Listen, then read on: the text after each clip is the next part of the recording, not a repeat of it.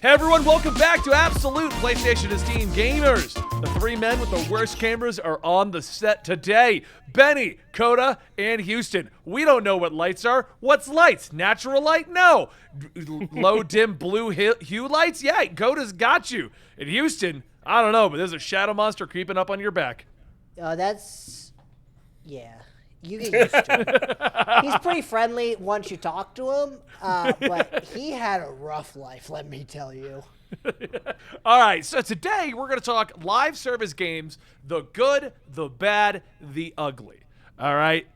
We all play various live service titles, from mobile games to Destiny to MMOs like Final Fantasy XIV, Sea of Thieves, Halo's got its news, things like that. And what made me want to start talking about this is live service games have hit a weird point. There is no industry standard for what is considered a live service title.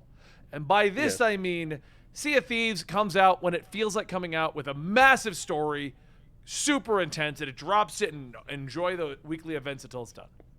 Destiny has a weekly release. We literally have every week as a new story drop, okay?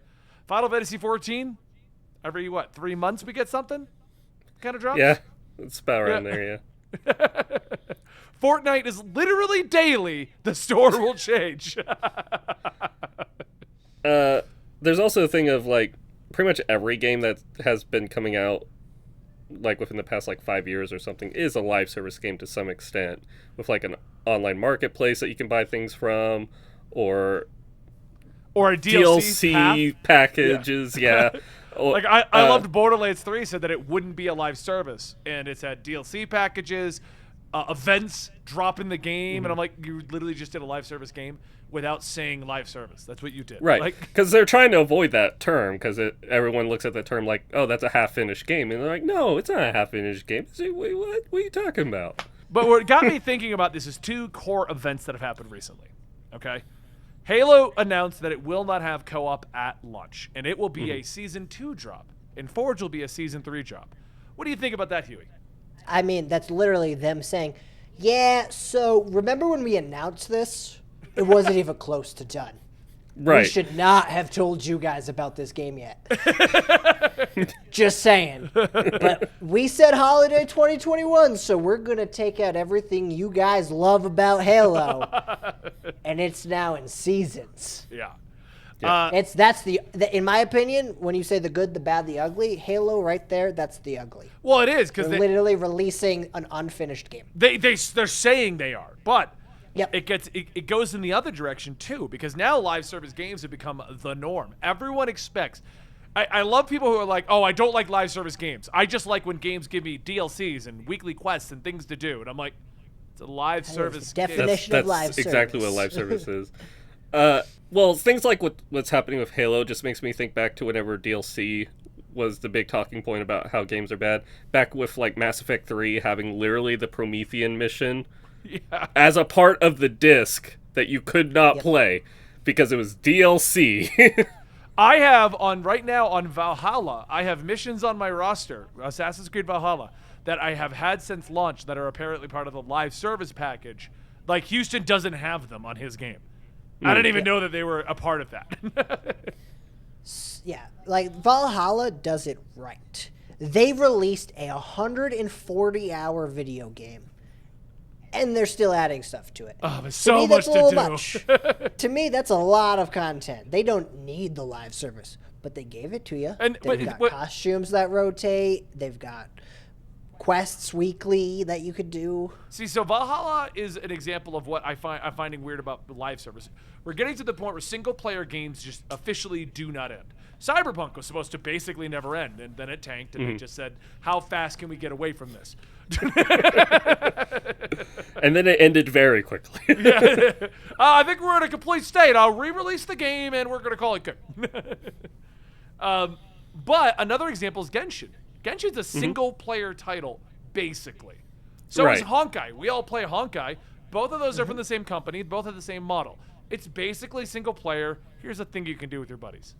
Right. That's basically how, like, all app games really are, is they're live service games. Genshin Impact is if you took Legend of Zelda Breath of the Wild and you made it a live service game. Is basically how you get this kind of game. Yeah. There's a lot of games that do the live service right. Unfortunately, they're the small ones that nobody talks about. Yeah. But then you got these big AAA titles, Call of Duty, Destiny, who finally has fixed theirs. But at the start, we can agree they were not the best live service game. Right. Well, they were at now start. They weren't Halo- even technically live service. So like, No, that but they was- said they live were. service wasn't even a title. They were just like, we're gonna release Yeah. DLC. You might like it. Yeah. So those are always going to overshadow the good that live service can do Yeah. because they've done such poor things with it. It's become a weird situation with the live service games, though, because we have games like Valhalla that just never stop releasing content. And then we have games like Destiny that are drip feeding it. We have games coming out with the intention of we're going to be a live service game. So here, every season, you're going to get a piece of Halo that you expected at launch.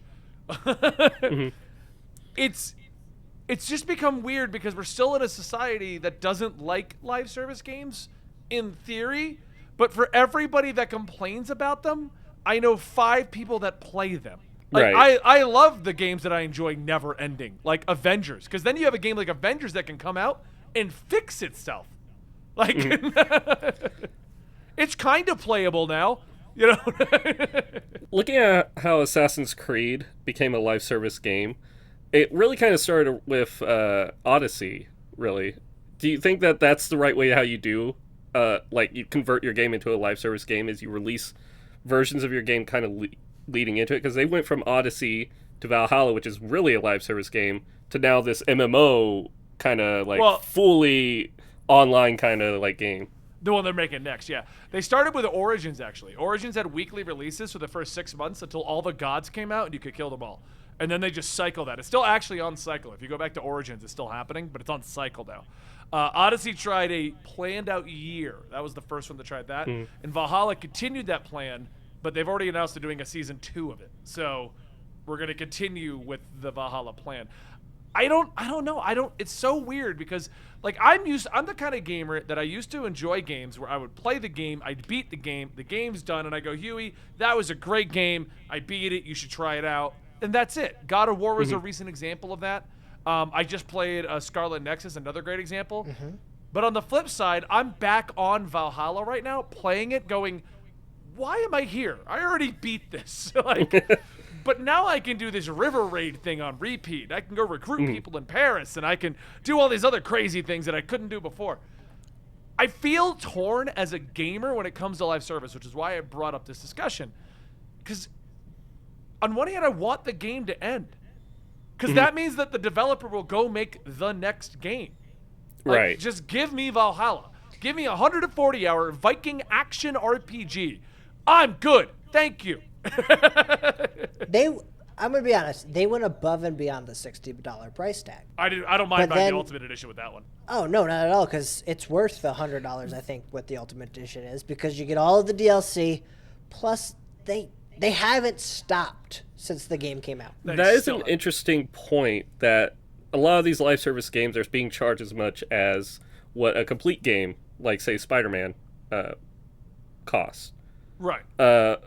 But you're not getting the complete game. In the case of Halo, when you buy that on day one, you are not getting co-op campaign or Forge or Theater day one. You are getting And you know there's half gonna the be game. a $150 version of that game. Right. You better cover the Master Chief helmet. I can play it with my other one. It's just, I don't know. Companies are finding more and more reason to keep a price point without being able to meet that price point. Do you think that this is because they are so hesitant to raise the price? Because the price of games has not raised much in the past, like, I think it was 15 years or whatnot, whenever it used to go up by, Yeah. like, good segments. That has been a discussion because the cheaper you can make your game as an entry point, the more money you can just make back on skins, and that's been proven by things like Avengers. Avengers is still functioning, and while they haven't hit profitable, their profit margin is huge. They got a huge amount of money to make up, and they've made a lot Yeah. of it up by having 40 skins per Avenger. mean- Fortnite is a prime example of a Yeah. free game. Yeah. $10 for the battle pass, you get tons of content. And they're like, oh, but by the way, do you have $18? Look at this skin. This is Lara Croft. It's great. You know, Bad example. Spent way over $60 in Fortnite. I don't want to show you my locker. I don't. It's big, guys. It's pretty big. But see, they're making money that way, Yeah. and I applaud Fortnite for what they have done.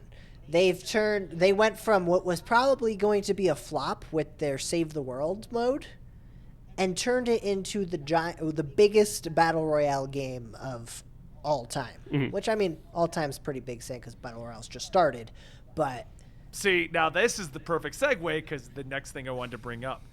Do you think that the fan base of live service games have gotten too demanding?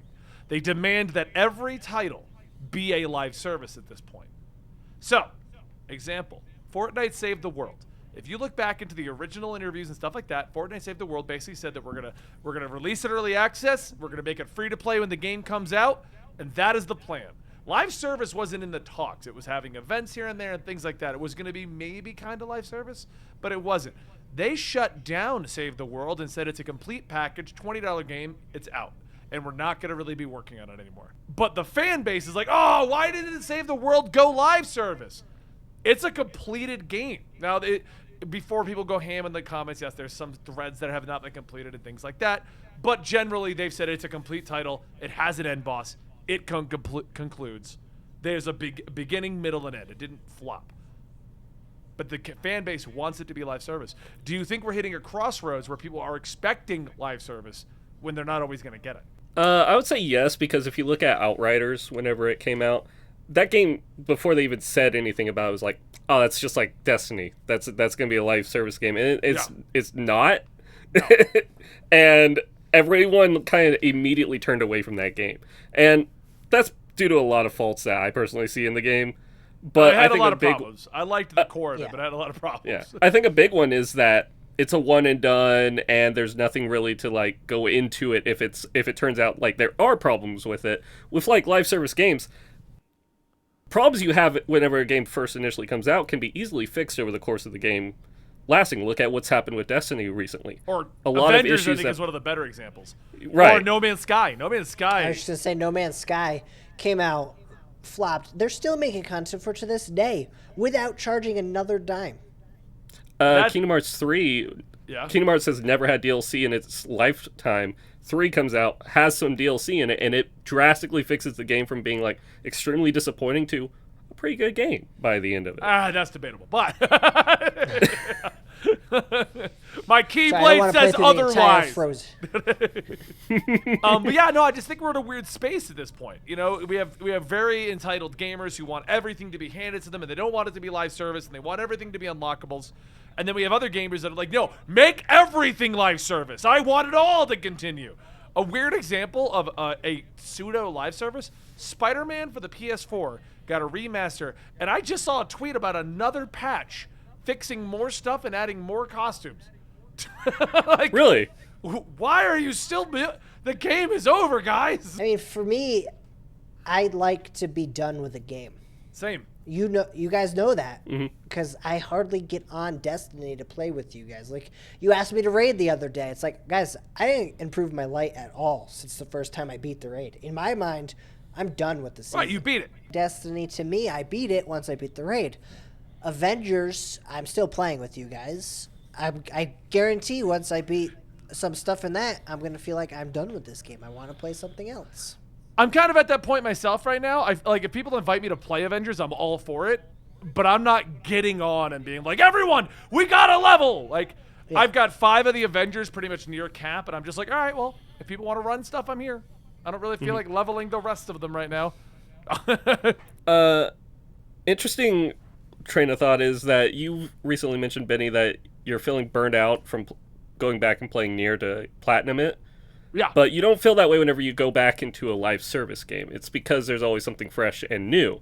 That's probably why so many people advocate so much for it, is because the game can constantly evolve and can constantly change, and it always feels like a new game, like every time a new patch comes out. That's very true. I as Coda said, and we haven't done our straight podcast in a while because we've gone to doing a lot of these shorter clips now where we discuss things more in length. But I did go back to Nier to try to do my platinum journey. And I decided I would do all the crappy stuff first. So if I get bored, I didn't do a bunch of stuff and then, got really towards the end, and I just have to do this little bit of a hump, because the last time I did that, what did it take me, Huey? Almost a month to finish Assassin's Creed when I left the crappy parts at the end. You left the not Assassin's Creed part of the game till the very end, and it's like, why am I still doing this? I didn't want to. I did all the fun stuff. And then it was like, oh, wow, so I decided to do it the opposite way with Nier. The stuff I have to do is rerun the game, farm up materials and stuff like that. And I'm sitting there, and I keep logging on to Nier for like 30 minutes to an hour, and I just get bored. Because you're right, it's not new. I love the game. I love the franchise, but it's not new. And then I look at what I have to do, and it's like, go collect 199 silver ore. Okay, so I'm going to run up and down this hallway for the next 30 minutes and maybe get 20. Oh, this is fun. Like, it's not engaging. It's not fun. And so I think you're right. But I will go back and check out Destiny tomorrow when the new season starts. Even though with this season I stopped playing like about a month ago. Like, I haven't really gotten on in about a month. Like, other than our raid days, but that's a whole different thing. With my game, Genshin Impact, I just recently 100%ed every map, like every section of every map in the game. But in a couple days, 2 new islands are coming out for me to go and explore. There's always like a new event and whatnot, something to always draw me back into it. He'll have those done in a week. But No, you won't. I went through and I platinumed Kingdom Hearts 2. Well, like the 2.5 classic? or whatever. Oh, okay. I was like, holy crap. Well, you can't platinum the classic. can't platinum on the PS2. classic. Come on, Ben. Oh, my But God. Dummy. the like ultimate remix version, I platinumed that, and I was like, I feel accomplished. That was 2 years ago, and I have not played Kingdom Hearts since. But that's kind of how it is. Like, I finished Valhalla, and I think that was my big concern about getting back into it. Huey came downstairs. I platinumed Valhalla. I spent 140 hours, and I have not touched the DLCs. I booted it back up to do Siege of Paris, and Houston was downstairs, and he's like, what are you doing? I'm like, checking out this other stuff in Valhalla. I don't know why it's here. What's the point of river raids and the rebels and all this stuff? But, the point is, it's more stuff for me to do. Here's some new costumes. Here's a new thing in the cash shop. I didn't buy any of that. I've spent more than enough on Valhalla. I think I've given them my share, And mine. and Coda's. But you're right. Like, once I got the platinum idea out of my head that the game once I got out of my head that the game was done, that I finished the game, then it was, oh, well, now I'm just playing basically an MMO but without friends. All right, Yeah. I can do this. I mean, that's how we do with Sea I of have done Thieves. this. We don't play it for like 2 months, and then we just go crazy for 2 weeks. Right. And then some little kid burns down our goddamn boat and then screams at his other buddy that, oh my God, we're dying, we have to go. Yeah, we'll tell you that story some other time. Yeah. I just thought of something too, though, now. What? With some of these live service games, like Destiny, where what is the term? Sunlighting content or Sunset. whatever it is? Sunsetting, yeah. content. So now you can't do everything. Whereas in Valhalla, if I go back, I have a 200-hour game I can play. Are you Because they're not taking that DLC away. Hold on, though. Does that excite you or intimidate you from playing? And this is a real question, because you go to To Destiny, me- it's a 10-hour game still. To me, that both. 100% both. Because I'm also the guy who loves anime, Japanese anime. You know what I'm trying to say. Games like Persona 5. But 100 hours intimidates me. Okay, but now I'm going to So- tell you, if you go to Valhalla, because it's live service, you have a 300-hour game. So Yeah, at least with I like guess a game like I Persona, kind it's of just, 100 hours. You just slapped me across the face and was like, Houston, here's the benefit now of the live service, where I was going to say it's kind of a downside. You know what? You're right. I could go to Destiny with the new season, and I'm caught up to you guys. Exactly. I don't have to go do the crazy grind. I can just jump in and go. Yeah. Whereas if I wanted to do Valhalla, I got 40 hours in. I'm not even a third of the way You done haven't yet. even scratched it with all the new stuff. So I guess that's a good point. Because, yeah, when is too much too much? Does a live service game also need multiplayer? No, absolutely not. Well, Valhalla's proving it doesn't, and so is Genshin. Because I've done the co-op in that. It's not good. But they have it as an option in Genshin. I guess Valhalla is a pretty solid example of it not. But I think that the majority of live service is a multiplayer experience. It's, Avengers multiplayer, Yep. Destiny multiplayer, Sea of Thieves is only multiplayer. Even if you don't want to be multiplayer. Right. I still say we just need a private server. Look, a little mini rant. I'm sick and tired of just trying to play my game with my buddies, and we're like, all right, we're done for the night. Oh, look, somebody's coming at us. Oh, look, he has an open mic. Oh, look, I think he's 9. Like, or he's speaking Norwegian or something. I'm just so tired of that. Like, I get it. Whatever. That's a different rant.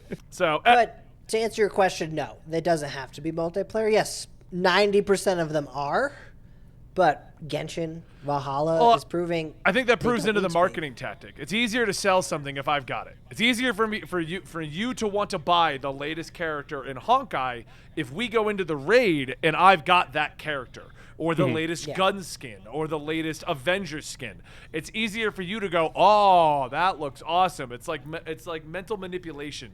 While single player, you got to find another way to sell it because you don't have walking billboards everywhere. Yeah, like I played through Valhalla and I bought like maybe one thing out of their marketplace, and that was just because it looked interesting to me, and that was it, and that's all I wore for the entire time. But like we go into Honkai and I'm like, oh, I like that Valkyrie. How do I get that Valkyrie? Money, you say? Let me give Here's you blank money. check. Write any number on this, and I will pay it for Hersher of the Flame. Don't do that. Don't do that, because they will be like, oh, cool, 1 million. Hey, I mean, it's not going to cash. That's why I gave him a check. So, sadly, I don't think there's a conclusion to this discussion. It's more of just an open discussion There's about not. the idea, the good, the bad, the ugly on the live service games. But I want to know your thoughts down below in the comments. Let me know, what kind of live service do you prefer? Because that's the point of this and the point of this discussion. There's so many models of what is considered a live service now. And we're at a point where games kind of become live service and they weren't even intending to. Like, they were supposed to just come out with a game. But, hey, the developers kept making updates. I went on to my Steam list, and I had an indie game called Ultra Kill. Okay? It's literally supposed to be like awesome. a high-octane, Doom-style game. They just released all the levels, and they called it good. Game's out, $20. And I just saw the Steam notice. Oh, now we have this new mode we've released into the game. Why? Like, who said you needed to do that? Your indie game's great, and thank you, but... Put it in Ultra Kill 2. Yeah, that's what I mean. Like, when do we get to the sequel? To the, like, what happened with God of War 2, I think is the best way to end this discussion. God of War was going to be a pseudo DLC-styled live service kind of game. And they said that that's too big. Make a sequel. And so now we have a complete game that isn't missing things, isn't going to be a director's cut, it's just God of War. And now we're going to have God of War Ragnarok. I miss that model. I miss being able to go, I finished. Heck, Ghost of Tsushima just kept going. Here's one last question for you then, Benny. Yeah. As an Assassin's Creed fan, I'm pretty sure I know the answer to this already because you played all of Ezio Saga. But would you have bought, say they stopped at the 140 hours, Assassin's Creed Valhalla 2. Obviously, that's probably not what they would call it, but it's the continuation of Ivor's story. Eivor? Would you have bought that? Eivor, whatever. Yeah, I would have. Yeah. And how about you? You didn't finish Valhalla 1, and if they were like, here's Valhalla 2, it's a story of the Druids in Paris. Would you have gotten that to start it up? Try again? Well, I would have then been like, oh, I have a reason now to go back to Valhalla to finish that, to find out how they get here and start that up. Right. But now it's like, all right, so I'm 40 hours in. I got about 100 hours left of the main game, and then about 40 to 50 hours of these 2 expansions.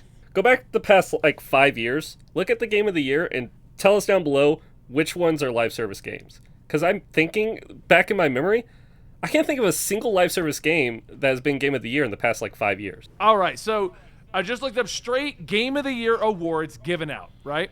by the Game Awards. We'll go with the most prestigious one because it gets the ceremony, the commercials, and Jeff Keighley not selling us Doritos.